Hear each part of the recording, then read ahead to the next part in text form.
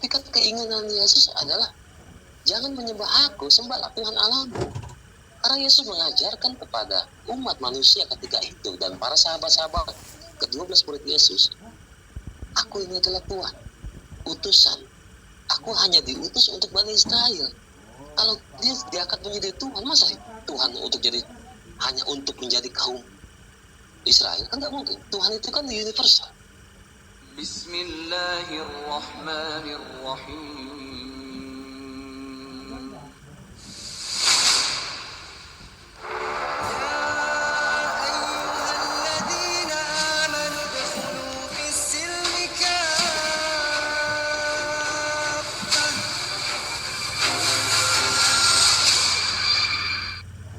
Assalamualaikum warahmatullahi wabarakatuh. Alhamdulillahirabbil alamin. Wassalatu wassalamu ala asrafil anbiya'i wal mursalin Sayyidina wa maulana Muhammadin wa ala alihi wa ashabihi ajma'in, amma ba'd. Baiklah sahabat ngaji, perkenalkan saya Riyadi yang dulunya bernama Yosafat Christian Riyadi, yang alhamdulillah sekarang menjadi Riyadi. Yang dahulu saya adalah Kristen dari Advent, atau yang lebih dikenal dengan gereja yang beribadah Sabtu atau Sabat. Terakhir saya bertugas di Rawamangun. Terakhir menjadi anggota gereja di Rawamangun. Dan alhamdulillah hidayah Allah sampai kepada saya dengan kajian-kajian Injil itu sendirilah yang membawa saya kepada Islam. Bukan dari ajaran Quran, karena saya tidak bisa membaca Quran. Bukan dari orang-orang Muslim yang perkenalkan Islam kepada saya, karena saya lebih sedikit orang-orang Muslim, bahkan tidak ada. Justru Injil sendirilah yang membawa saya kepada keislaman. Dari Injil sendiri itu membuat saya ragu akan kebenaran daripada Injil. Kenapa saya bisa katakan bahwa ada keraguan dalam hati saya dan tidak masuk di akal logika saya? Kalau dalam Islam ini kan kita mempercayai akan yang namanya iman kepada kitab, termasuk Taurat, Zabur, dan Injil, dan Al-Quran. Lalu menjadi pertanyaan saya ketika itu, apakah Injil atau kitab suci umat Kristen sekarang ini murni firman Allah atau memang buatan tangan manusia? Dari kajian-kajian itu sendiri, saya menemukan titik terang bahwa Injil yang dimiliki umat-umat Nasrani pada saat ini murni bukan firman Allah. Saya boleh katakan seperti itu karena apa? Contoh, di dalam buku Kejadian 1 ayat 1 dalam Injil itu ada kitab pembuka yang namanya Kejadian, yang diawali dengan penciptaan langit dan bumi. Itu di Kejadian 1 ayat 1, konon katanya itu Allah yang berfirman. Seperti ini bunyinya. Pada mulanya Allah atau Allah menciptakan langit dan bumi.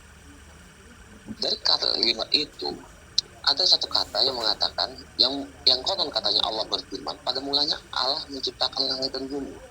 Tetapi di ayat kedua yang berbunyi, bumi belum berbentuk dan kosong, gelap gulita menutupi samudra raya, roh Allah melayang-layang di atas permukaan air.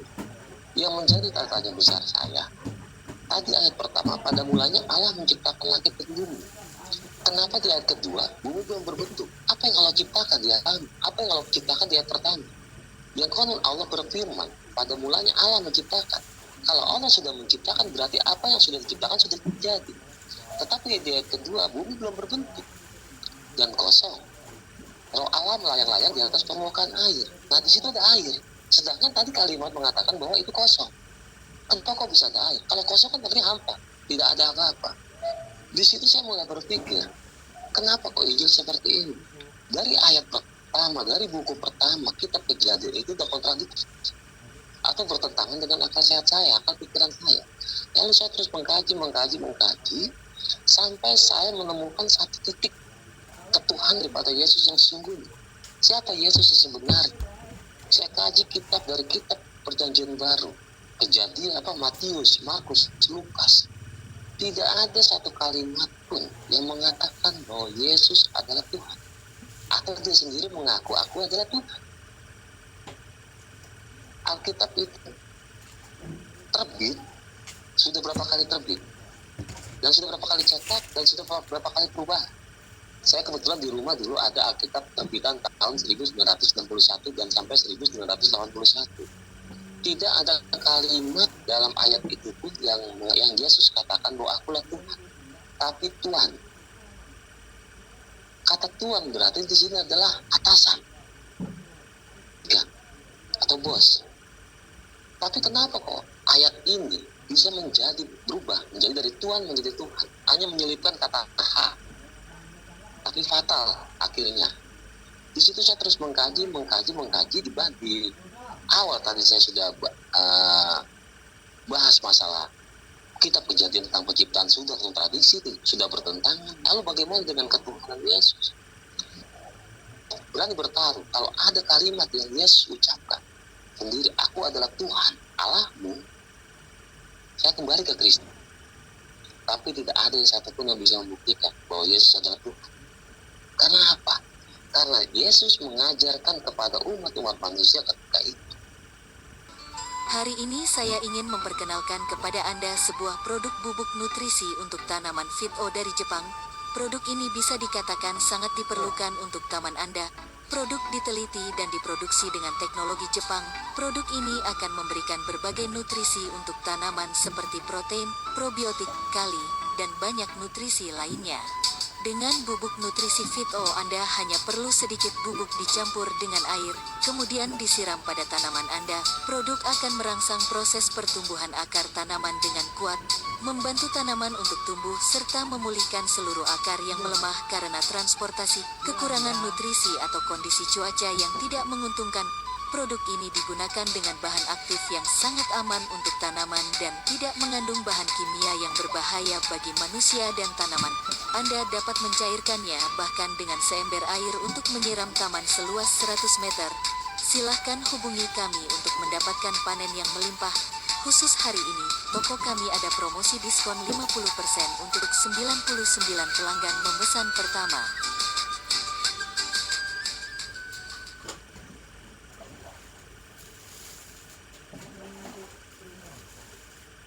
Mau alat yang bisa bikin anak jadi lupa main HP dan dinding rumah bersih bebas koretan?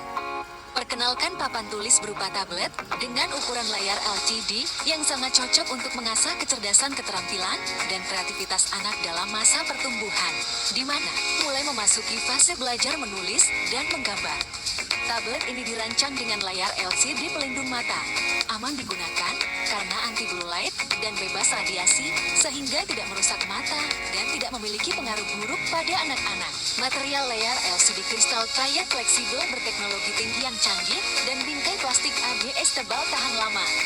Didukung oleh baterai koin yang dapat diganti, konsumsi daya yang sangat rendah, jadi awet tahan lama digunakan, hemat listrik tanpa perlu di-charger.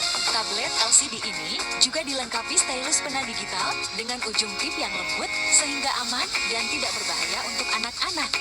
Memiliki tombol delete pada bagian depan yang berfungsi untuk menghapus tulisan atau gambar yang ada di atas layar. Cukup tekan tombol satu kali, maka layar akan bersih kembali seperti sedia kala dari berbagai coretan. Ayo miliki tablet yang sangat bermanfaat ini, jangan sampai terlewatkan. Khusus untuk 99 pelanggan yang memesan hari ini, akan mendapatkan promo harga diskon 50% dan pembayaran bisa bayar di tempat. Tunggu apa lagi, buruan klik tombol beli sekarang untuk melihat detail produk dan untuk melakukan pemesanan.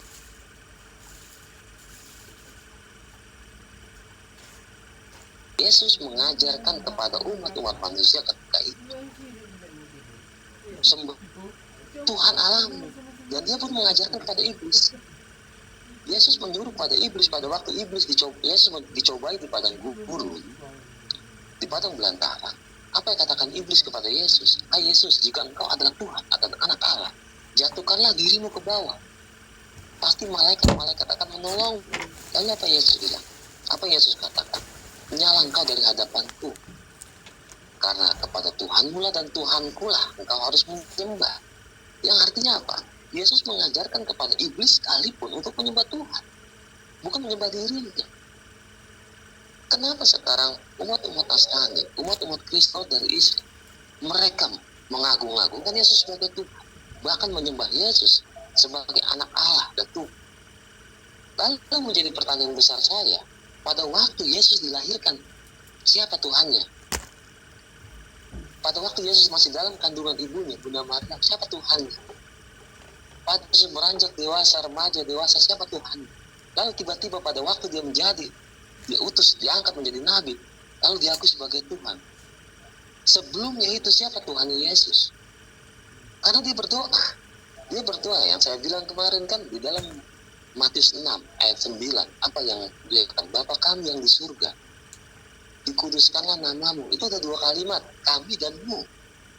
Kalau kamus besar bahasa Indonesia, kalau kami itu kan antara saya dan mereka. Di sekeliling saya, itulah kami. Dan mu itu adalah orang yang di luar dari saya.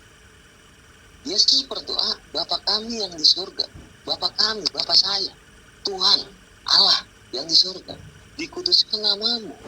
Yesus mengajarkan kepada umat-umatnya ketika itu, berdoalah sebagaimana kamu melihat aku berdoa. Tapi pada kenyataannya sekarang dalam nama Tuhan Yesus, yang dilakukan oleh orang umat Nasrani sekarang adalah dalam nama Tuhan Yesus, bukan dengan nama Allah, bukan dengan nama Tuhan, dalam nama Tuhan Yesus. Lalu seandainya tidak jadi penyaliban atau tidak ada Yesus seperti itu, akankah ada pengampunan dosa? Bagi umat Nasrani, itu kan akan menjadi tanda tanya besar. Itu poin yang menurutnya sangat-sangat bertentangan dengan akal pikiran saya.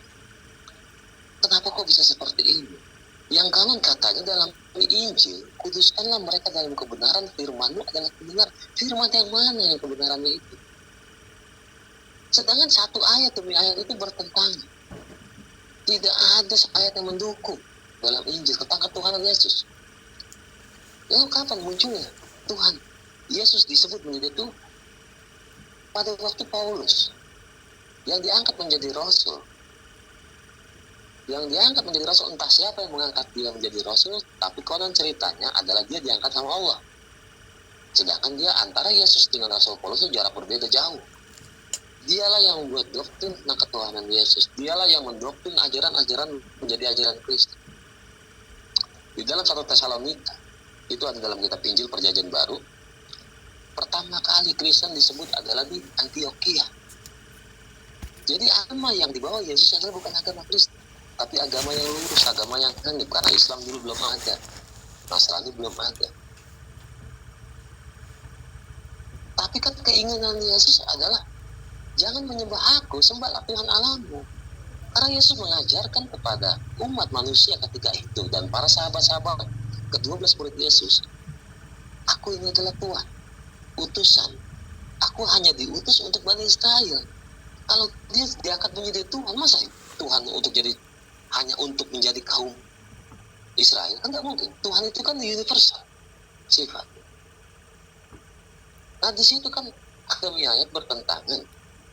Tapi umat-umat Kristen sekarang ini yang maaf-maaf kata, yang mungkin mereka tahu dan paham, tapi mereka nggak mau mengkaji, sehingga mereka bertahan di dalam sebuah ajaran mereka, padahal mereka tahu hakikat Yesus yang sebenarnya adalah siapa. Makanya dulu kan ada yang namanya kenaikan Isa Al-Masih. Sekarang nggak ada lagi, ada Yesus Kristus. Ya kan, wafatnya Isa Al-Masih, sekarang adanya wafatnya Yesus Kristus. Seperti itu, karena banyak yang protes, Isa itu nggak mati. Tapi Yesus dianggap sebagai penebusan dosa.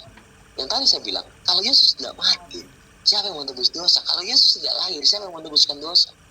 Rugilah umat Kristen yang beriman kepada Yesus. Kalau memang Yesus itu bukan Tuhan.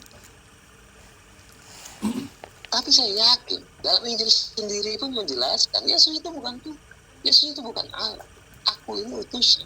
Aku diutus Allah untuk Bani Israel, bukan untuk seluruh Allah.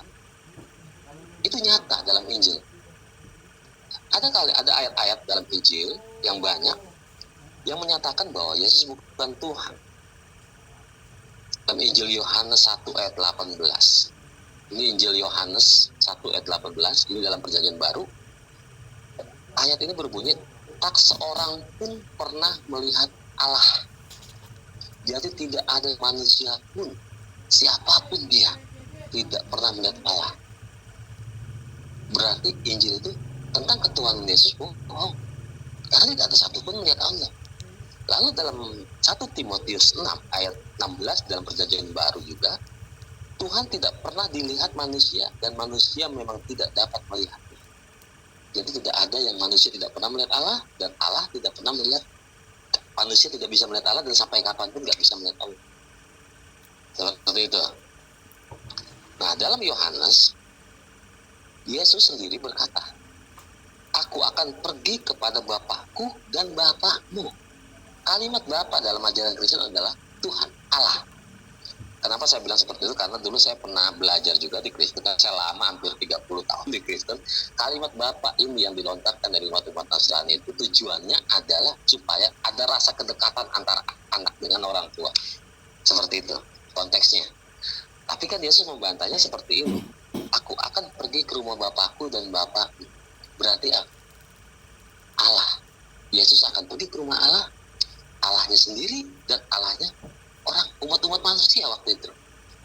Jadi Yesus sendiri mengakui bukan Tuhan. Selama Yesus hidup di muka bumi bersama dengan 12 murid, dia nggak pernah mengakui dia Tuhan. Keanehan atau kejanggalan Yesus bukan Tuhan. Pertama, dia harus berdoa. Kalau Tuhan berdoa, dia berdoa sama siapa? Sedangkan dia di sendirinya Tuhan. Dan dia tidak bisa berbuat apa-apa dari dirinya sendiri. Kok Tuhan tidak bisa berbuat apa-apa dari dirinya sendiri? Lalu dia pun lelah. Dia tertidur. Kalau Tuhan Allah tertidur atau Allah tertidur, apa jadinya dunia ini? Tapi Yesus tertidur. Lalu ketika itu juga Yesus memberi makan 5.000 orang dengan 2 roti dan 5 roti dan 2 ikan. 5 roti dan 2 ikan. Dengan memberi makan 5.000 orang. Secara kalau dinilai cukup. Tapi dia berdoa pada Allah. Dia berdoa, ya Allah, ya Allah, ke dalam tanganmu lah aku serahkan semuanya ini. Dan itu menjadi sebuah mujizat. Tapi orang-orang kafir ketika itu mengatakan bahwa Yesus punya sihir. Lalu orang-orang yang Saduki waktu itu mengatakan Yesus Tuhan. Itu di zaman Rasul Paulus cerita itu dirubah. Pada kenyataannya, sekarang ini mereka tetap mengagungkan akan ketuhanan Yesus tanpa dasar dan bukti. Karena mereka punya doktrin. Kalau doktrin itu kan intinya tidak perlu dibahas dan tidak perlu dijelaskan. Siapa yang mau mengikuti silakan, nggak mau mengikuti ikut. Itu yang kisah perjalanan hidup saya, beberapa tentang hukum Taurat. Yang disitulah saya mulai ketertarikan saya dengan Islam dari hukum Taurat. Kenapa saya katakan hukum Taurat? Karena di Islam pun ada diajarkan hukum Taurat. Dalam Injil Keluaran 20, dalam buku Injil di Keluaran 20 di Perjanjian Lama, itu Keluaran 20 ayat 3 mengatakan bahwa jangan ada padamu ilah hadapan. Kalau versi sekarang, jangan ada padamu Allah lain di hadapan. Berarti nggak boleh ada Tuhan selain Allah. Itu Taurat yang mengajarkan. Kalau kita bandingkan dengan umat Islam, dengan ajaran Islam ya, bukan dengan umat Islam, tapi dengan ajaran Islam. Ajaran Nasrani melarang menuhankan selain Allah. Dalam Islam, surat Al-Ikhlas mengajarkan tidak Tuhan selain Allah. Qul huwallahu ahad. Gak boleh ada Tuhan selain Allah. Tapi pada kenyataannya, hukum Taurat yang ada di dalam Injil yang dipegang teguh oleh umat-umat Nasrani sekarang ini tidak berlaku bagi mereka, tapi mereka tetap menyembahkan Tuhan Yesus. Itu yang pertama, hukum Taurat. Jangan ada padamu Allah lain di hadapanku. Jangan membuat bagimu patung yang menyerupai apapun. Taurat yang kedua, gak boleh membuat patung yang menyerupai apapun dan jangan menyembah. Injil melarang, Allah melarang membuat patung yang menyerupai apapun dan jangan menyembahnya. Itu ada 2 konteks kalimat yang melarang untuk membuat dan melarang untuk menyembah. Allah melarang membuat, tapi umat Nasrani sekarang berlomba-lomba buat patung. Patung Santo Yosef, patung Santo Maria, patung Santo Yusuf, patung Santo Matius dan santo-santo lainnya. Masih banyak santo di agama dia kan, agama-agama Nasrani. Dibuat patung besar di depan gereja, menjadi lambang penyucian. Di dalam gereja pun seperti itu, dia buatlah lambang-lambang patung seperti salib segala macam. Sedangkan Allah berfirman dalam hukum Taurat kepada Nabi Musa waktu itu hukum itu kan diberikan, di atas gunung Tursina. Jangan engkau membuat patung, tapi kamu menyembahnya. Membuatnya jangan, tapi kau tahu menyembah. Nah di Islam, ajarannya nggak boleh musyrik. Jangan menduakan Allah, nggak boleh mempatunya menjadi berhala. Di Islam, di masjid nggak ada berhala, nggak ada patung. Tapi di gereja kalau kita bandingkan ada patung. Siapa menurut hukum Taurat antara Kristen sama Islam? Bukan oknumnya ya. Kalau oknumnya banyak yang melenceng dengan trik segala macam pergi ke gunung-gunung, itu oknumnya. Tapi ajarannya, makanya saya bilang saya mengenal Islam. Kalau melihat oknumnya saya nggak akan masuk Islam. Tapi saya melihat ajarannya saya mengenal Islam. Saya lihat di Islam tidak ada di masjid, tidak ada satupun di musola patung di tempat ibadah. Tapi pada waktu saya di Kristen, salib sebegitu besarnya dibuat sama orang-orang Nasrani. Entah untuk apa, entah lambang apa, saya juga kurang paham waktu itu. Itulah doktrin yang intinya bahwa inilah Kristen dengan berlambangkan salib. Dan hukum Taurat yang ketiga, dengan menyebut nama Tuhan Allahmu dengan sembarangan. Allah sendiri melarang menyebut nama Tuhan Allah yang bukan pada tempatnya. Yesus disebut sebagai Tuhan. Padahal hukum Taurat itu datang sebelum Yesus dan itu selama-lamanya. Karena Yesus sendiri berkata, aku datang bukan untuk meniadakan hukum Taurat, tapi untuk menggenapinya. Bukan untuk menghapus, Yesus datang, tapi untuk melanjutkan hukum Taurat. Tapi hukum Taurat itu tidak dipakai sama umat Nasrani. Yang dianggap inilah, ya jadikanlah sebuah doktrin. Doktrin kepercayaan dia kepada Yesus sebagai Tuhan. Apakah kamu percaya Yesus sebagai Tuhan? Ya, dibaptis. Apakah kamu percaya Yesus sebagai anak Allah? Ya, percaya dibaptis. Apakah kamu percaya bahwa Yesus mati di kayu salib untuk menebus dosa manusia? Ya, percaya dibaptis. Sebegitu mudahnya pengampunan dosa hanya mengaku Yesus sebagai Tuhan, jaminannya selamat. Sedangkan Yesus sendiri keselamatan itu bukan di tangan Yesus. Keselamatan itu di tangan masing-masing. Karena Yesus sendiri bersabda, apabila engkau mengaku dosamu, masuk ke kamar, kuncilah pintu, berdoalah kepada Tuhanmu. Bukan kepada Yesus. Karena Yesus sendiri aja berdoa kepada Tuhan, bukan kepada dirinya sendiri. Kalau dia gak bisa menyelamatkan dirinya sendiri, pada waktu dia disalib, kalau memang dia Tuhan, dia akan berontak. Itu hukum Taurat. Karena hukum Taurat yang selanjutnya itu kan hablum minannasnya ya. Hablum minannas kita samakanlah, karena kasih kepada sesama, jangan membunuh, jangan mencuri, jangan berzina, itu sama seperti itu. Tapi hukum Taurat yang hablum minallah yang bertentangan dengan akal pikiran saya, dan itu sebenarnya ada di dalam Islam. Hukum Taurat yang dipegang teguh umat-umat Kristen hanya ada di dalam Islam, bukan di dalam Kristen. Lalu selanjutnya, kalau memang Yesus mati di kayu salib, bukti kematiannya. Karena saya pernah kupas tuntas waktu itu tentang kematian Yesus, satu peristiwa besar yang dinamakan dengan peristiwa Bukit Tengkorak ya. Dan itu saya buka, memang dalam Injil itu ceritanya Yesus mati kalau kita baca. Tapi kalau kita pahami kata demi kata, itu tidak ada satupun yang menyatakan kalau Yesus mati. Contoh seperti ini. Pada waktu Yesus disalib, terjadi sebuah gempa bumi yang hebat. Langit gelap gulita. Sekarang menurut akal logika saya pribadi dan mungkin logika pada umumnya, ketika kita di luar, lalu terjadi gempa bumi, apa kita berdiam diri di tempat itu? Pasti kita porak-poranda dan kaget. Tapi pada kenyataannya itu menjadi sebuah bahan cerita dan menjadi sebuah cerita Yesus disalib. Dan gelap gulita, itu kejadiannya siang. Dari mana orang tahu terjadinya gelap gulita bisa melihat sebuah peristiwa besar, penyaliban yang kata mereka? Itu kontradiktif, menurut saya itu bertentangan besar. Dari mana si penulis tahu kalau memang terjadi sebuah penyaliban, tapi langit gelap gulita dan terjadi goncangan hebat? Dari mana mereka tahu? Mereka sibuk apa? Kan berarti mereka sibuk ngurusin anak yang di rumah, hartanya dan lain sebagainya, mereka lari. Tapi itu menjadi sebuah cerita. Menjadi sebuah cerita keyakinan mereka bahwa Yesus mati disalib untuk menebus dosa manusia.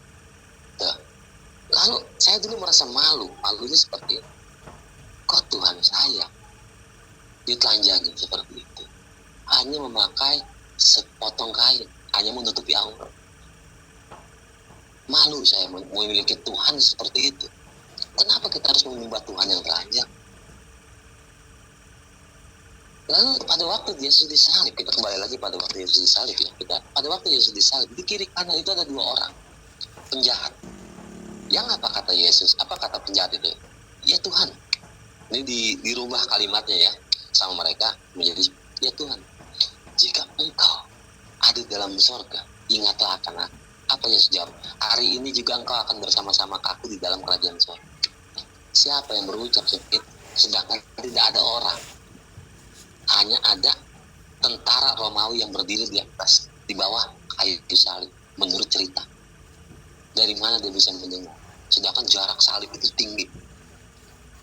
Itu sangat bertentangan menurut saya. Karena beberapa pendeta pun saya sempat berpertanyakan tentang cerita kematian Yesus secara detail, mereka nggak bisa. Akhirnya dia bilang, kamu percaya apa enggak? Dan seperti itu. Karena apa? Jawaban mereka kalau sudah terpojok, ya kan jawab, kamu percaya apa enggak?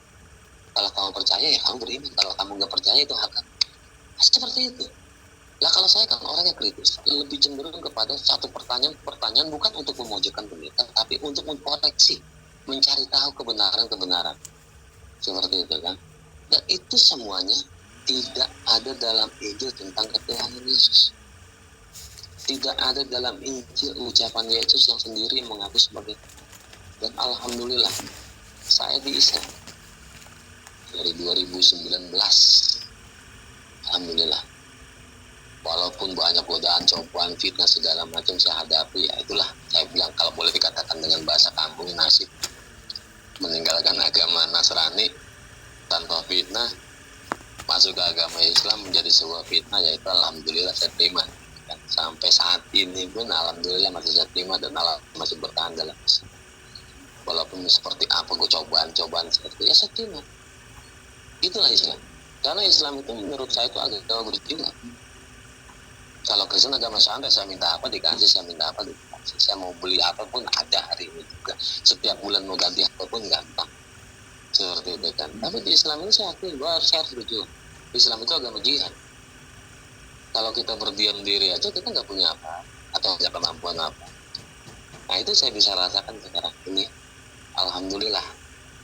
Saya bisa berdiri teguh sampai saat ini, walaupun keluarga seperti apa saat ini, ya Islam tetap ada sama saya. Insya Allah sampai Allah mencabut nyawa saya. Insya Allah. Ya.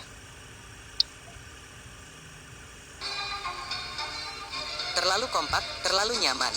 Mengintegrasikan 3 fungsi hanya dalam satu mesin bor ini. Hari ini, Toko Mekanik Cerdas ingin memperkenalkan kepada Anda mesin bor multifungsi X2000 yang dapat mengebor dinding, mengebor kayu, dan dapat menembakkan sekrup dan mengencangkan baut.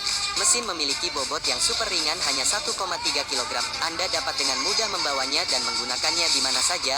Sangat nyaman untuk digunakan di rumah atau dibawa ke tempat kerja. Ini memiliki kapasitas baterai 13.000 mAh, dilengkapi dengan motor inti tembaga yang kuat untuk kinerja yang luar biasa, pengeboran dinding, perbaikan peralatan, pemasangan atap seng bergelombang terus-menerus selama 4 jam tanpa memanaskan mesin. Casing terbuat dari plastik ABS, anti benturan, anti distorsi, daya tahan hingga 10 tahun.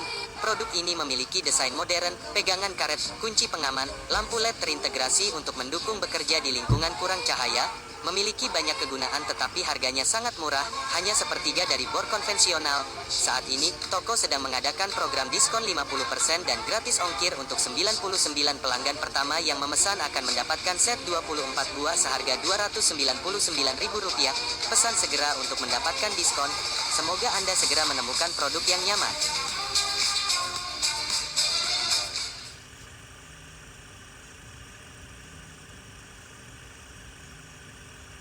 Cabut nyawa saya, insya Allah. Ya. Jadi dari yang saya dengar tadi ya Bapak ini bisa dibilang memang pemikir ya, tipe yang kritis. Itu kalau boleh tahu sebelumnya Bapak punya jabatan khusus atau apa begitu di gereja? Saya diakon. Diakon itu kalau dalam Islam itu marbot lah. Boleh dikatakan pelayan masjid. Kalau di gereja itu namanya diakos, pelayan gereja, pendamping lah, pembantu pendeta lah, pelayan seperti itu. Nggak ada jabatan khusus apa-apa, enggak. Kalau saya memang orangnya hobi baca, kritis, dan juga saya bukan kulit filsafat. Saya hanya orang biasa yang pendidikan SMA, tapi saya orangnya lebih senang membaca, pemikir lah.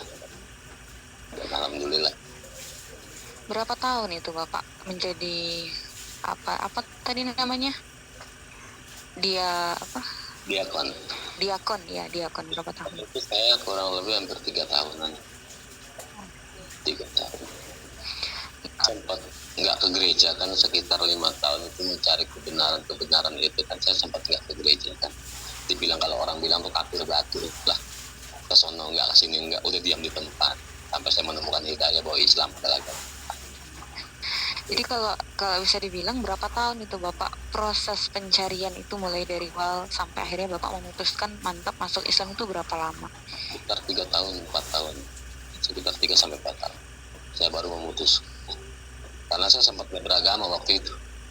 Saya sempat nggak beragama, ke gereja nggak, ke Islam nggak, ya ke ngojo nggak, ya udah sama nanya aja lah, saya bilang gitu kan. Karena saya waktu itu kan berpikirnya ya mati mau urusan Tuhan lah, gitu kan. Karena saya belum paham kan. Setelah saya pahami hakikat kebenaran Islam, ya saya akhirnya memutuskan ke Islam. Seperti itu. Iya. Kristen Advent itu kalau tidak salah memang Kristen yang ini ya Pak ya, beda agak yang lain. Jadi kayak misal tidak makan Jadi iya teh, minum kopi, merokok, dia tidak makan binatang-binatang yang tidak bersisik. Ikan ya, terutama ikan yang tidak bersisik dia nggak makan. Lele kan nggak bersisik dia nggak makan. Seperti misalnya hidup yang di 2 alam juga dimakan kan, seperti kada. Terus ayam dia makan, unggas, jenis unggas yang kakinya itu bersirip ya seperti bebek, dia nggak makan. Lebih cenderungnya dia sebenarnya ke vegetarian sih. Daripada antisipasi aja sebenarnya, untuk antisipasi daripada salah makan, mending udah bikin sistem vegetarian lebih aman. Dari iya. aku, gitu. Baik. Iya, jadi tadi saya meng-highlight begitu mungkin ya, tadi di antara yang menjadi alasan Bapak itu kan misal Yesus pada saat disalib begitu ya. Dan sebenarnya kalau kita pikirkan juga, bagaimana kitab suci itu bisa ada ketika Yesus pada saat disalib? Jadi kayak dia sudah mati, lalu siapa yang menulis kisah kematiannya begitu ya Pak ya? Betul. Saya menulis kisah kematiannya. Iya. Kalau dalam Itulah pertentangannya. iya kalau dalam Islam kan Pak jelas maksudnya Al-Quran itu turun diwahyukan oleh Allah selama memang Nabi Muhammad SAW masih hidup begitu kan. Betul. Sampai akhirnya ayat terakhir itu diturunkan beliau masih hidup gitu. Itu. Tapi kalau kitab Injil begitu ya, itu kan kisah kematian Yesus pun itu dituliskan begitu sebagai bagian dari ayatnya. Jalanan Yesus sendiri siapa yang nulis? Sedangkan Yesus nggak pernah nulis kitab. Kan saya nggak di situ. Iya, dan juga saya pernah tahu Pak, jadi kisah Yesus itu mulai dari Yesus kecil ya, dia dilahirkan sampai kanak-kanak ya, itu dikisahkan, lalu kemudian hilang selama beberapa tahun sampai tiba-tiba dewasa, lalu kemudian menjadi Rasul. Nah itu juga mungkin bagian yang pernah terlintas di pikiran Bapak nggak itu, kemana Tuhan selama sekian tahun? Ya, jadi pertanyaan kan, kalau di gereja itu kan ada namanya sekolah sahabat ya. Sekolah sahabat itu, sekolah sahabat adalah sebelum jam pelayanan khotbah atau jam inti, kita ada namanya sekolah komite, sekolah belajar, sekolah sahabat. Saya pernah mempertanyakan sama guru sekolah sahabat tentang 14 tahun Yesus nggak ada, ceritanya kemana? Ya dia bilang ya tidak, saya bilang tadi kan tidak ada satupun orang bisa menjawab, tidak ada satupun orang bisa menjawab. Karena apa? Karena itu gelap. Entah itu memang nggak ada ceritanya, entah itu digelapkan, seperti itu kan. Karena Yesus sendiri pun pernah bersabda pada waktu akan datangnya Nabi Muhammad di dalam Injil seperti ini. Pada waktu Yesus mau dibaptis di Sungai Yordan, Yesus berkata seperti ini, akan datang sesudah aku orang yang lebih besar daripada aku, yang melepaskan sandalnya pun aku tidak pantas. Kalau kita pahami kalimat akan datang sesudah aku, berarti kan kalau sesudah orang yang mau ngomong itu udah nggak ada. Kalau kalimat sesudah, contohlah kita top angkutan umum, nanti sesudah angkot ini lewat, kamu naik angkot sebelumnya sesudahnya. Berarti kan setelah angkot itu nggak ada, baru kita naik. Nah, ucapan Yesus seperti itu, akan datang sesudah orang yang lebih besar daripada aku. Nah, dari kalimat itu diputerbalikanlah, muncullah Yohanes Pembaptis yang membaptiskan Yesus. Sedangkan antara umur Yohanes dengan Nabi Isa itu sejajar, dia saudara. Lahirnya sama, hanya selisih berapa hari, sepantar. Lalu kenapa kok ada kalimat sesudah, tapi dimunculkan Yohanes Pembaptis yang umurnya sepantar? Seharusnya kan mereka, kalau mau saya bilang gitu ya, mereka itu merubah Injil itu bodoh, masih bodoh. Dia nggak bisa merubah Injil dengan kamus besar bahasa Indonesia. Yang penting doktrin yang dipahami, doktrin yang diajarkan. Saya memahami seperti itu kan. Kenapa kok yang dimunculkan Yohanes Pembaptis? Kenapa, mana yang sesudahnya itu? Karena saya waktu itu belum tahu Nabi Muhammad kan, belum kenal Nabi Muhammad seperti apa. Tetapi saya pelajari tentang silsilah Nabi Ibrahim waktu itu. Nabi Ibrahim punya anak dua, Ismail dan Ishak. Nah, lalu Nabi Ismail itu dihilangkan ceritanya dalam Injil. Yang dimunculkan itu Nabi Ishak. Sedangkan sama-sama Nabi. Di dalam Injil itu sendiri Nabi Adam sampai Nabi Isa diceritakan dari awal sampai akhir. Tapi kenapa Nabi Ismail nggak diceritakan? Ada apa? Di situ saya mulai mengkoreksi dan mencari titik temunya bahwa dari Muhammad lah, dari situlah Rasulullah muncul. Nah, makanya ucapan Yesus seperti itu kan, akan datang sesudahku orang yang lebih besar daripada aku. Maksudnya orang yang lebih besar daripada aku adalah kenabiannya. Yesus hanya sekedar nabi, bukan rasul, tapi kenabiannya, kerasulannya. Muncullah Nabi Muhammad. Dalam Injil seperti itu diterangkan tentang kemunculan Nabi Muhammad, tapi itu diputarbalikkan sama umat Nasrani. Supaya apa? Supaya nggak menjadi sebuah doktrin. Akhirnya apa? Dibuatlah doktrin tetap tentang ketuhanan Yesus. Itu yang terjadi saat ini. Makanya kalau orang-orang Kristen ini kalau dibahas Injil nggak ada. Dia bahas doktrin. Kasihlah sesamamu, pemberian lah, kiamat lah, terjadinya tanda-tanda kiamat yang lumrah itu mah ya. Seperti itu. Tapi tentang ketuhanan Yesus tidak pernah dibahas dalam Injil. Karena apa? Pendeta pun akan takut. Karena sekarang ini kan semakin banyak orang kritis, semakin banyak buku-buku kristolog, semakin banyak pengetahuan-pengetahuan tentang perbandingan agama, dan umat Nasrani mempelajari sebuah itu. Ketika pembahasan itu terjadi di sebuah gereja tentang ketuhanan Yesus, mungkin umat Kristen akan masuk Islam. Karena itu juga jadi sebuah pembahasan. Karena apa? Karena di gereja pun saya pernah ikut satu acara, janganlah kita membahas seperti ini. Bahaya. Itulah seperti itu yang kenyataannya. Boleh saya katakan bahwa umat-umat Nasrani itu semuanya kafir atau sesat. Kenapa saya berani mengatakan seperti itu? Mereka punya cara baptisan yang berbeda-beda. Umat Advent Islam, Katolik dipercik, ada yang pakai bendera, ada yang diguyur pakai air. Itu mereka mengklaim cara baptisan mereka yang benar. Contoh saya Advent. Ketika saya mau masuk ke agama Protestan, otomatis saya murtad dari agama Advent dan saya bertobat di agama Protestan dan dibaptis dengan cara Protestan. Dan Protestan ketika mau masuk ke Pantekosta atau mau masuk ke Katolik, dia murtad dari Protestan, dia masuk ke dalam agama Katolik menjadi agama yang benar dan mengikuti cara baptisan Katolik. Kenapa cara baptisan mereka nggak dipakai semua? Sedangkan mereka satu Tuhan, satu iman, satu baptisan. Itu dalam Injil seperti itu. Satu Tuhan, satu iman, satu baptisan. Tapi kenapa mereka punya cara berbeda-beda ketika umat Nasrani di luar dari agama mereka yang sama-sama Nasrani, Advent masuk ke Katolik, Katolik masuk Protestan, Protestan masuk ke Pantekosta, dan lain sebagainya. Kenapa mereka harus mengikuti ritual cara baptisan mereka masing-masing? Kenapa dia nggak mau membawa baptisan Advent? Saya udah dibaptis di Advent, nggak perlu lagi dibaptis Katolik, nggak perlu lagi dibaptis Protestan. Nggak bisa seperti itu. Begitu pula sebaliknya, Protestan masuk ke Advent, saya sudah dibaptis di Protestan, kenapa saya harus baptis lagi di Advent? Baptis Advent yang paling benar. Advent seperti itu ke Katolik, saya sudah dibaptis di Advent, kenapa saya harus dibaptis lagi di Katolik? Baptisan Katolik yang benar. Berarti semua baptisan yang ada pada mereka semuanya nggak benar. Kalau mengklaim semuanya benar, kenapa mereka nggak benar? Kalau memang mereka semua mengklaim bahwa itu sebuah kebenaran, kenapa nggak sama? Seperti saya, contoh saya Islam, saya masuk ke Muhammadiyah, nggak mungkin saya dibayar, nggak mungkin saya disyahadatkan lagi dengan cara syahadat Muhammadiyah, kalau syahadatnya sama. Saya masuk ke Persis, nggak mungkin saya disyahadatkan lagi dengan cara syahadat Persis. Saya masuk ke Dewan Dakwah, Saya nggak mungkin disyahadatkan lagi dengan cara lewat dakwah. Karena apa? Karena sudah saya membawa syahadat. Tapi kan kalau kata syahadat tidak seperti itu. Pada waktu saya masuk ke agama di luar dari Advent, saya harus nggak membawa baptisan saya. Saya harus ikut baptisan dia. Lalu kemana baptisan saya? Yang dulu dibaptis sebagai pengampunan dosa, lalu saya dibaptis lagi sebagai pengampunan dosa. Setiap bulan saya pengampunan dosa terus. Lalu yang jamin saya masuk surga Yesus. Yesus saya nggak bisa menjamin dirinya sendiri. Yesus saya tidak bisa berbuat apa dari dirinya sendiri. Kenapa? Saya dijamin sama Yesus. Itu kan lelucon saya waktu itu kan. Jadi semua lelucon saya. Ini orang Kristen kalau saya pikir-pikir semuanya bocah. Saya masuk ke sini kok dibaptis dengan cara dia. Saya masuk ke sana kok dibaptis dengan cara dia. Kenapa saya nggak bisa membawa baptisan saya?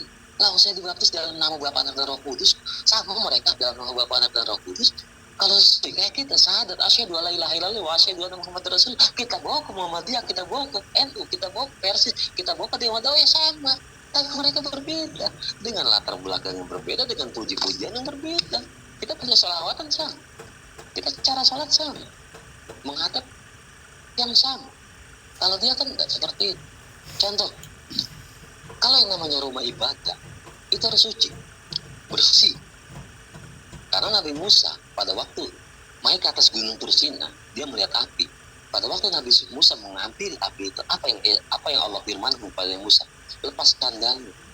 Karena di mana aku hadir, tempat ini adalah suci. Yang intinya apa? Bahwa di mana Allah hadir, tempat itu suci. Gereja, dia mengklaim bahwa Allah itu hadir di gereja, tapi nggak menjadi tempat kesucian. Mereka pakai sepatu. Tapi umat Islam menjaga kesucian masjid dari najis. Kita kan nggak tahu sendal kita. Jalan raya, tak nginjak apa, kita nggak tahu. Najis itu ngikut. Tempat ibadah nggak bisa mensucikan diri. Tapi kita sendiri yang harus mensucikan tempat ibadah. Nah, di Islam saya bisa rasakan seperti itu. Di gereja, saya ke gereja pakai sendal, pakai sepatu.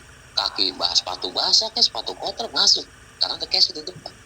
Setelah saya masuk Islam, saya menemukan bahwa inilah firman Allah yang Allah firmankan kepada Nabi Musa. Lepaskanlah sandalmu karena tempat ini adalah suci. Yang intinya di mana kalau kita mau menghadirkan, di mana Allah itu hadir, tempat itu menjadi suci. Dan di gereja, mereka mengklaim Allah itu hadir, tapi tidak menjaga kesucian gereja. Itu yang saya alami waktu itu, dan perbandingannya seperti itu bertolak belakang antara bumi dengan Siratul Muntaha, jauh. Gitu kan, nggak akan ada titik temu. Ya alhamdulillah hidayah cepat masuk ke saya. Coba kalau ajal yang duluan, aduh, tapi nggak ngerti saya. Ya, Insya Allah ya Pak ya. Ya, terkait dengan misal pengamalan orang Kristen. Ini saya baru tahu nih kalau ternyata memang Kristen Advent, Kristen Protestan, Katolik dan seterusnya itu ternyata perbedaannya sampai sebegitunya ya Pak. Jadi kalau mau masuk ke Katolik itu seolah-olah murtad dari Advent, masuk ke Pentakosta murtad dari Katolik misalnya gitu. Jadi sampai sebegitunya. Pantas saja saya pernah waktu itu nanya ke salah satu teman saya begitu kan, si Anu ke gereja nggak gitu. Dia kemudian dia jawab gerejanya nggak di sini, gerejanya ada di Jakarta Timur katanya gitu.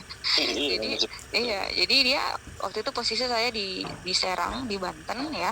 Jadi dia bilang gerejanya tidak di sini begitu. Jadi oh berarti memang nggak bisa pindah-pindah gereja ya, saya pikir begitu. Karena gereja itu sistemnya keanggotaan, namanya anggota gereja. Kita bisa kebaktian di gereja lain hanya sebagai tamu, nggak bisa sebagai anggota, karena kita punya gereja tetap. Kalau kita kan kalau ke masjid di mana aja, ya kan? Kita mau di daerah Surabaya, di daerah Madiun, nggak ada masjid ya kita sholat. Dan waktunya sholat kita sholat, nggak bakal diprotes orang. Kalau dia ditanya orang, kamu dari mana? Dari gereja apa? Akan dipertanyakan. Itulah sebegitunya orang mau ibadah, padahal menyembah Tuhan yang sama. Coba contoh mungkin kalau pernah ke daerah Bekasi, ada di Harapan Baru Regency, itu ada 5 gereja yang berjejer, 5 gereja ya, Katolik, Protestan, Advent, Pentakosta, HKBP. Itu 5 gereja menyembah Tuhan yang sama, dengan kebaktian yang sama, di hari yang sama, menyembah Tuhan yang sama. Kenapa dia nggak mau bergabung? Kan lucu, kenapa dia nggak mau bergabung? Seharusnya bergabung aja, orang menyembah Tuhan yang sama. Itu saya sempat lewat situ sempat ketawa. Saya bilang ini orang bodoh semuanya di sini. Kenapa dia bikin gereja dempet-dempet ruko, 5 ruko dijadikan sebuah gereja, menyembah Tuhan yang sama di hari yang sama? Kenapa dia nggak bergabung? Jangan bikin bingung Tuhan kalau begitu kan. Saya bilang jangan bikin bingung Tuhan, ujung-ujungnya Tuhan nggak masuk ke gereja mereka, dia pusing. Tuhan itu pusing, gue mau kemana? Dia menyembah gue, menyembah Tuhan yang sama, tapi dengan gereja yang berbeda-beda. Jangan bikin pusing Tuhan. Gitu kan, kalau leluconnya seperti itu. Tapi kan kalau di Islam nggak seperti itu. Belum pernah ada masjid yang diangkat. Ini masjid Muhammadiyah, ini masjid NU, ini masjid Persis, ini masjid Dewan Dakwah. Belum pernah ada. Tapi kalau gereja itu menjadi sorotan dunia waktu itu. Jadi ini ada gereja dempet-dempet. Tapi kalau umat-umat Nasrani kan, ya saya bilang tadi kan, dia mengklaim Katolik paling benar, Protestan agama yang benar, Kristen yang benar, Pantekosta Kristen yang benar, AKBP Kristen yang benar, Protestan Kristen yang benar, Katolik Kristen yang benar. Jadi mengklaim semua agama dia agama yang benar, Kristennya. Padahal semuanya salah. Termasuk mungkin Pak ya cara berpakaian mungkin ya. Kayak saya kalau misal keluar gitu kan, kalau weekend kan ada apa namanya Car Free Day begitu kan. Jadi saya pernah melewati tempat mereka beribadah begitu kan. Nah itu saya lihat tampilannya itu. Jadi kayak misal HKBP gitu kan. Ini yang saya lihat ya Pak ya. HKBP saya lihat yang ibu-ibu pakai kebaya gitu, kebaya dengan ada ulas, ada segala macam gitu kan. Yang agak muda nanti dia pakai, ya saya juga cukup cukup terperangah gitu ya dengan pakaiannya yang wah gitu, kok seperti itu ya pakaiannya. Jadi mungkin Bapak menangkap ya maksud dari ucapan saya, cara berpakaian para wanitanya itu yang waktu itu menjadi cukup menimbulkan pertanyaan untuk saya begitu, karena itu cukup cukup bagaimana ya kayak selebriti yang kebanyakan di TV-TV lah begitu, pakaiannya kurang bahan gitu Pak. Ya sebenarnya mereka kalau tuntunan daripada pakaian mereka nggak punya ya, mereka nggak ada. Sebetulnya kalau dia memahami adab, akhlak dan tingkah laku dari cara berbusana pun harusnya mereka paham ya, gitu kan. Karena kan Allah sendiri atau umat-umat terdahulu aja pakaiannya nggak ada seperti itu. Nah, kan. Harusnya dia mencontoh ya ibarat katanya seperti inilah, jangan mengundang nafsu orang ya kan, jangan mengundang nafsu birahi seseorang. Karena terutama kan para wanita-wanita kan kalau ke gereja itu pakai rok itu semakin tinggi semakin mantap gitu kan. Karena apa terjadi memang di gereja seperti itu kan. Jarang ada, kecuali nenek-nenek atau ibu-ibu yang pakai panjang lah. Tapi kalau ABG itu kan pakai rok itu kalau perlu setinggi mungkin, bukan sepanjang mungkin, kalau perlu setinggi mungkin. Itu yang terjadi. Dan itu sering dibahas di gereja seperti itu. Ya itulah saya bilang tabiat. Karena agama manapun dari cara berbusana pun diajarkan sih ya. Diajarkan cara berbusana. Itulah tabiat. Dan itu nggak menjadi sebuah hukum sih. Kan? Karena itu nggak menjadi sebuah landasan hukum, jadi mereka bebas, hanya sebuah teguran lisan yang dilakukan oleh ya entah orang tua, entah jamaah gereja, entah pendeta, tapi nggak menjadi dasar landasan hukum. Karena memang nggak ada hukum cara berbusana. Kalau di Islam kan jelas cara berbusana itu diajar dalam fikih segala macam. Dan kalau dia kan nggak ada kitab fikih, nggak ada kitab hadis, nggak ada acuan-acuan kitab, hanya Injil toh. Yang boleh saya katakan dia nggak punya landasan. Makanya berbebas-bebaslah dia mau pakai pakaian seperti apa. Tapi kalau mereka tahu ajaran akhlak, tingkah laku, cara berpakaian di Indonesia seperti apa, dia akan paham.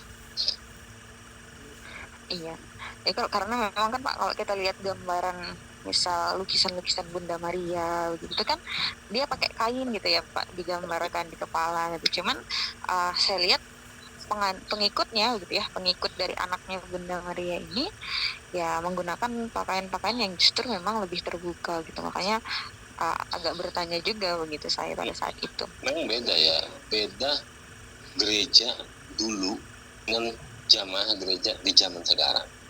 Mungkin zaman dulu gereja ibu-ibu atau ABG lebih cenderung dia pakai rok panjang dulu ya. Terus ibu-ibu pada pakai kain dulu. Tapi pas kemajuan zaman seperti ini ya mereka udah seperti itu. Karena apa? Gak pernah dibahas di gereja. Kalau gereja kan prinsipnya seperti ini kan. anggotanya lengkap, ya sudah. Yang nggak hadir siapa? Ciano dilihat. Pulang gereja didatengin ke rumahnya, kenapa kamu nggak ke gereja? Oh saya sakit, didoakan. Kenapa kamu nggak ke gereja? Oh saya seperti ini, ada masalah, kita tolong gitu. Tapi kalau untuk cara berbusana hanya jadi omongan tetangga atau omongan sebelah doang sih, nggak pernah jadi pembahasan di gereja. Karena saya udah lama di gereja, nggak pernah jadi pembahasan cara berpakaian. Hanya jadi omongan doang, si Anu pakainya sebegitunya, si Anu pakainya kayak gitu, hanya jadi omongan doang, nggak pernah jadi pembahasan. Itulah saya bilang, kalau beragama nggak punya dasar hukum ya seperti itu, jadi nggak tahu tata berbusana, tata berpakaian seperti itu ya. Tapi pas di Islam kan alhamdulillah kita tahu hukumnya, kita tahu fikih dan dalilnya segala macam, berhati-hati. Ya, Masya Allah ya Pak ya. Nah, ini tadi kita ngobrol panjang lebar tentang isi dari Injil, kemudian kenapa akhirnya Bapak merasa benar bahwa di Injil itu banyak sekali pertentangan begitu, dan justru apa yang dituntunkan di dalam Injil itu Bapak melihat itu justru dilaksanakan oleh umat Islam, sampai akhirnya Bapak melalui proses ini gitu ya, melalui proses belajar dengan Injil tapi menemukan kebenarannya dalam Islam. Itu luar biasa sekali ya Mas. Nah, tadi Bapak juga sebenarnya sudah menyinggung terkait dengan bagaimana pengalaman Bapak setelah masuk Islam. Pengalaman-pengalaman berat semisal ya mungkin bisa kita katakan sebagai cobaan lah gitu ya Pak, bagi seorang yang baru memutuskan untuk pindah agama begitu. Nah, kalau boleh tahu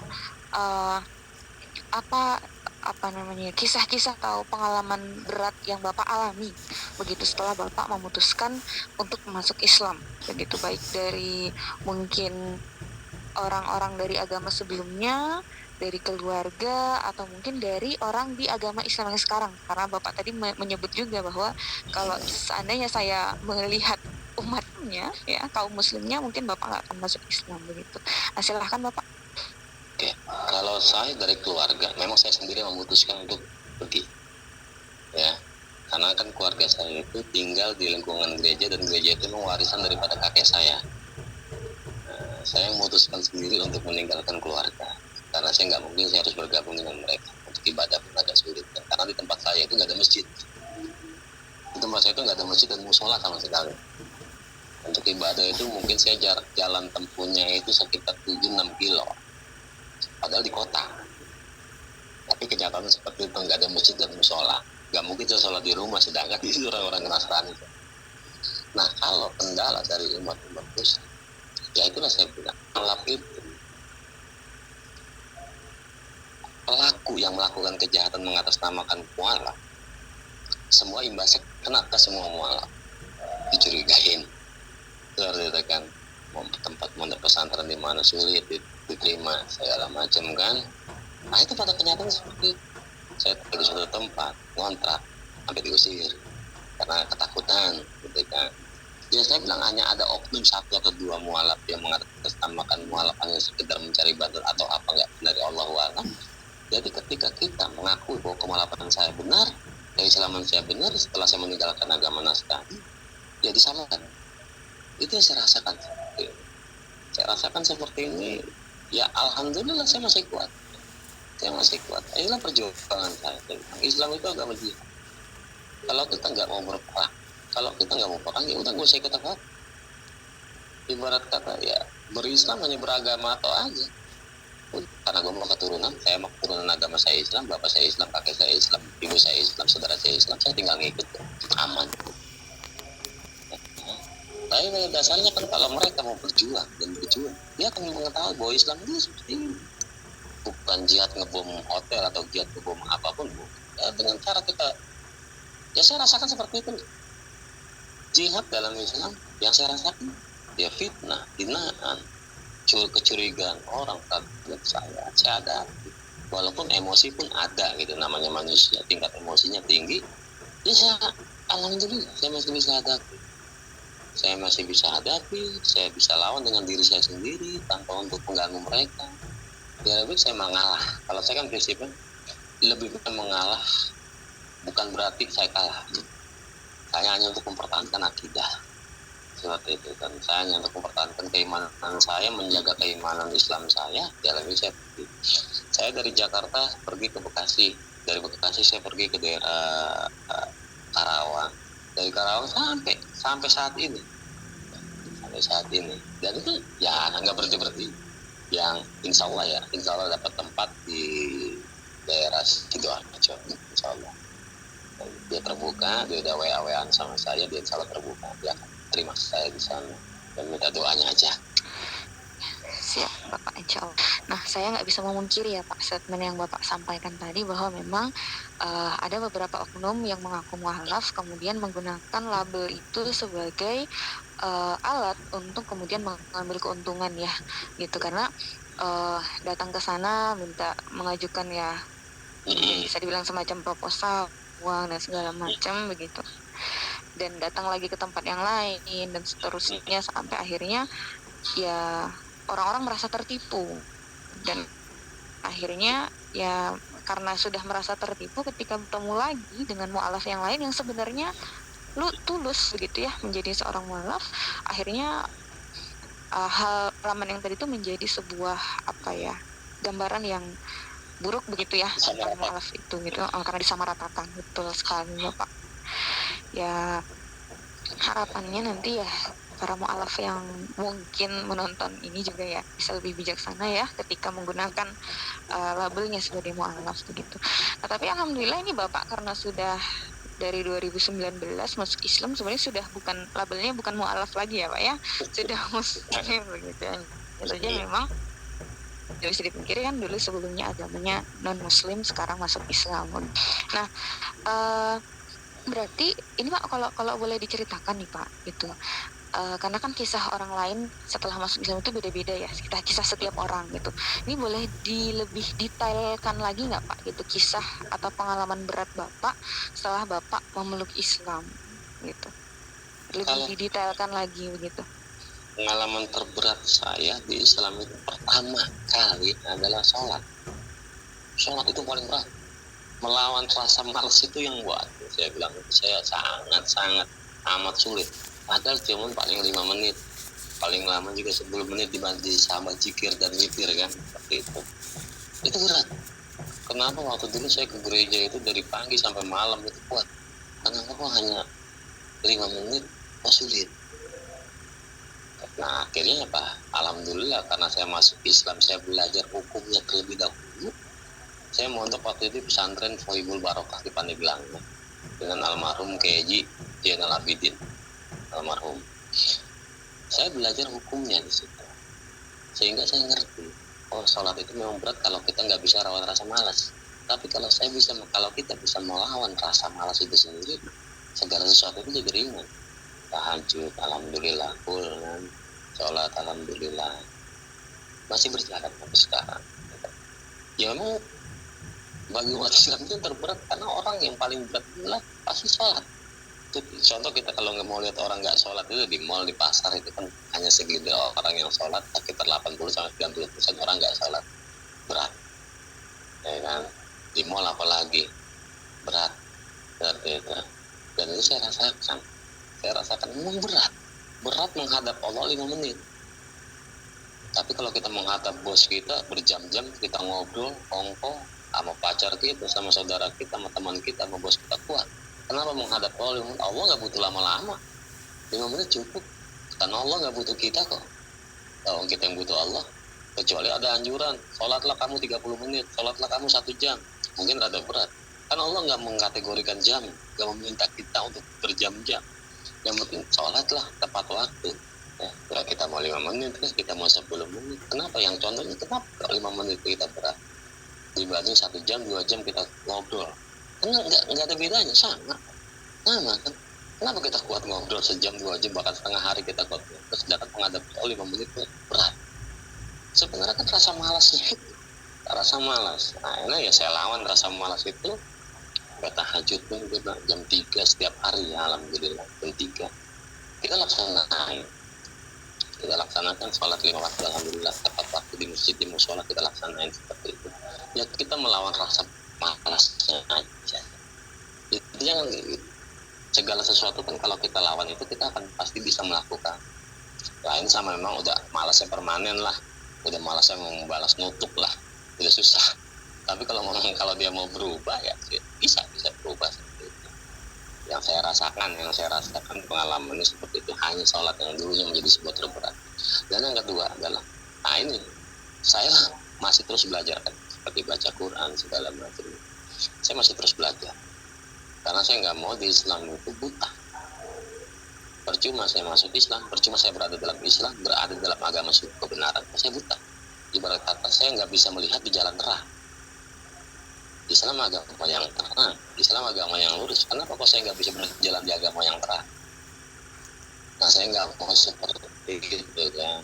Saya berdoa, saya berjuang, saya pengen bisa baca Quran. Pondok pesantren manapun saya lakuin, sejauh manapun pondok pesantren saya susul, saya parani, saya datang. Yang penting saya bisa baca Quran. Saya nggak bisa berjalan di jalan yang terang. Alhamdulillah, saya dapat rekomendasi ke daerah Sidoarjo, bilang saya akan ke sana. Itulah pengalaman terberatnya sih. Kalau yang di luar dari itu sih enggak sih, hanya itu yang awalnya, tapi alhamdulillah saya bisa atasi semua, insya Allah. Iya, Masya Allah ya Pak ya, luar biasa sekali gitu. Jadi memang betul sekali kata Bapak gitu, Allah tidak butuh kita gitu ya, kita yang butuh Allah. Dan padahal Allah cuman ya salat itu paling lama ya 5 menit gitu ya, sama wudunya 15 menit lah begitu kan. Tapi kita berat di hati gitu. Padahal kalau untuk hal-hal yang main HP misalnya, nongkrong dengan temen gitu ya, kita setengah hari pun kita ridho gitu ya, kuat kita. Ya, ini Masya Allah saya mendapatkan nasihat berharga ini dari Bapak, alhamdulillah.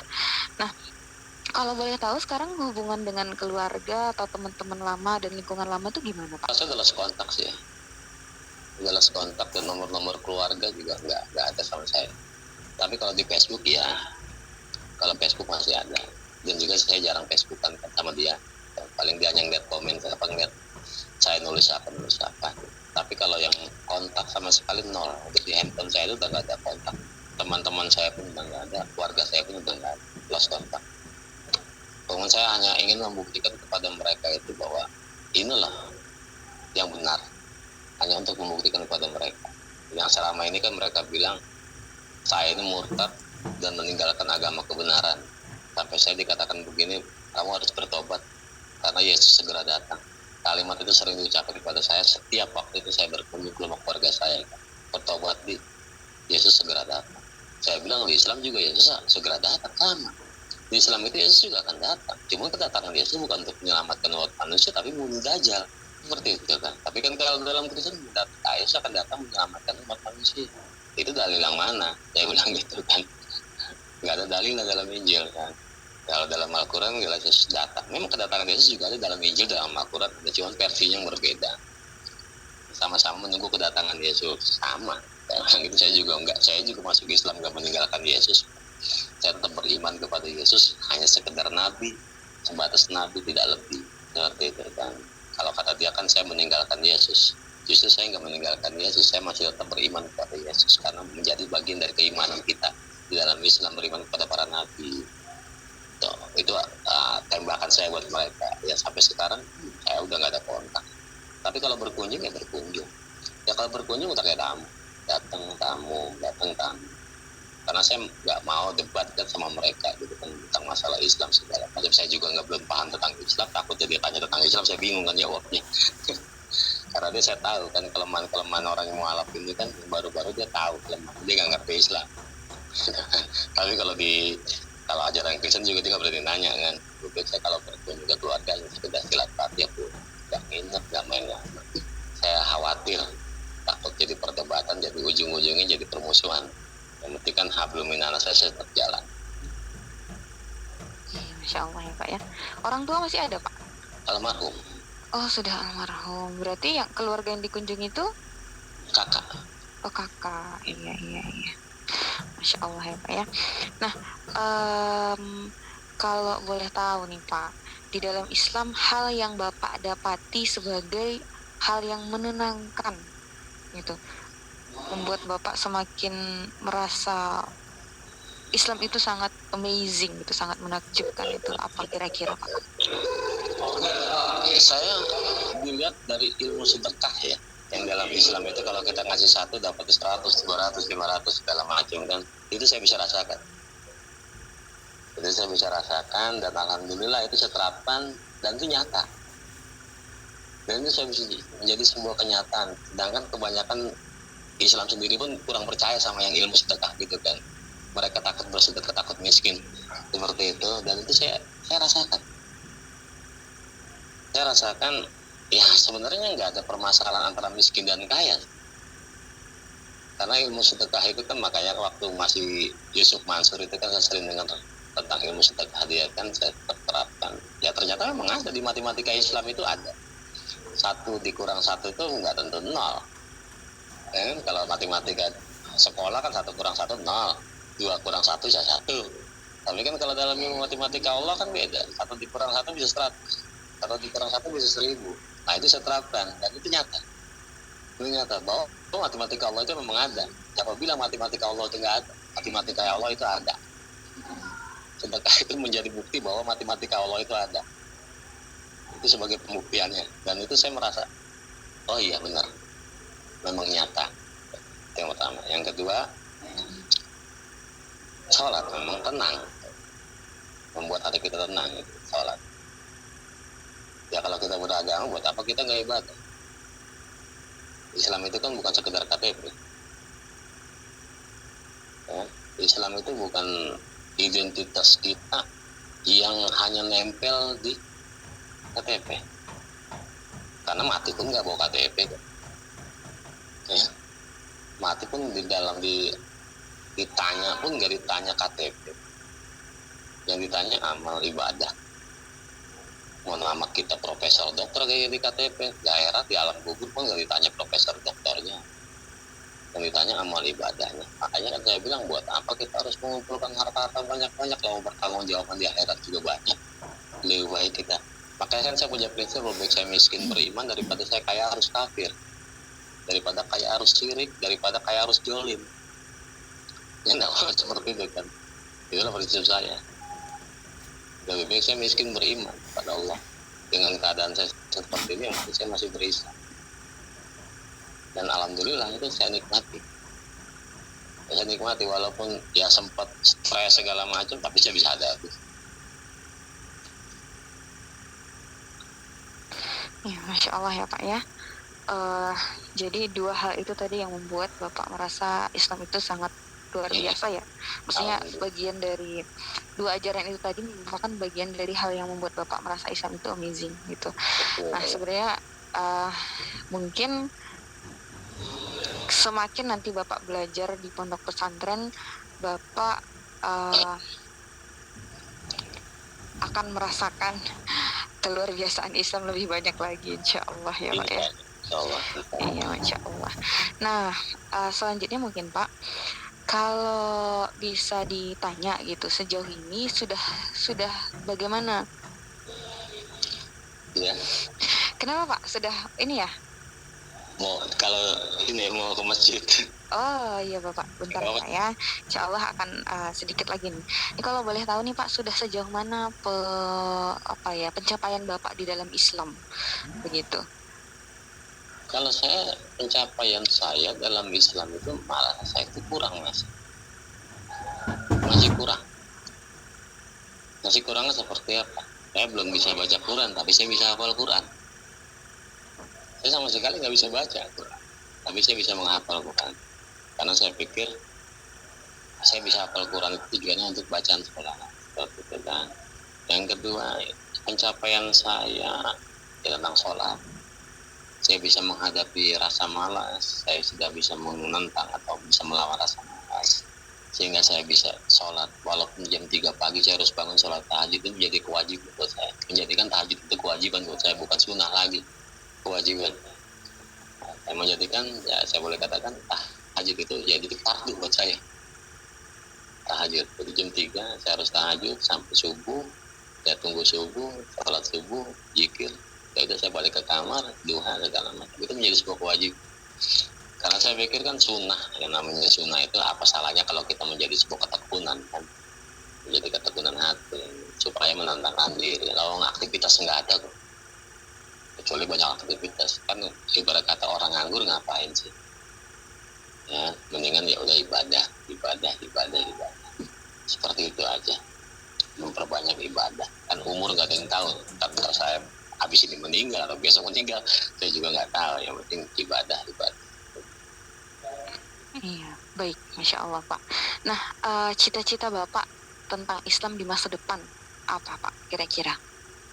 Kalau saya ya menginginkan Islam ke depannya itu tetap Islam rahmatan lil alamin, Islam menjadi Islam yang seperti ini, yang tidak keluar dari ajaran-ajaran hadis, ajaran-ajaran tafsir, yang tidak melencengkan. Sekarang ini banyak Islam ngaco lah, Islam baru ya, di mana muncul agama baru Islam tapi mengatasnamakan Islam.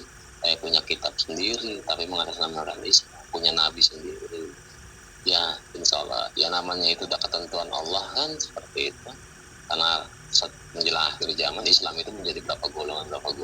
Ya saya berharap ya Islam ini ya menjadi Islam yang benar-benar Islam yang memegang teguh syariat, tidak lagi mendoktrinkan atau mengkultuskan orang yang di luar dari NU, orang dari Muhammadiyah, orang dari manapun. Kita bid'ah-bid'ah. Saya paling nggak suka membid'ah-bid'ahkan orang.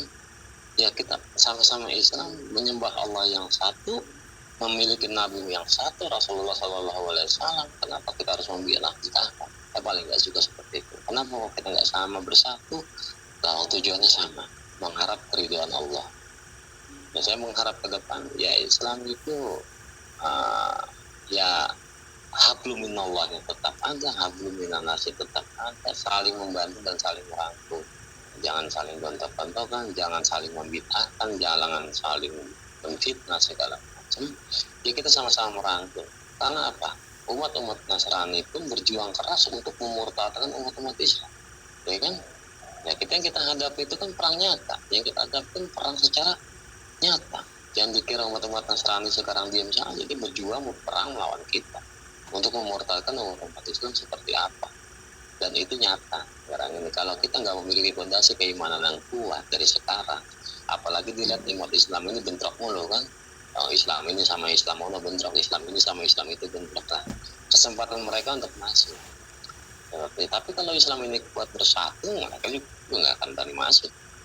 Karena persatuan memperkuat kita, bukan perpecahan. Ini kan melihat mereka dianggap kita pecah. Mengatakan si anu ini, si anu begini segala macam, kan masing-masing punya prinsip. Akhirnya mereka masuk untuk memurtadkan dengan akal-akalan mereka, dengan ajaran-ajaran Nasrani. Yang saya harapkan seperti itu. Iya, baik Pak, Masya Allah. Ini yang terakhir Pak, karena sudah Bapak juga mau ke masjid ya.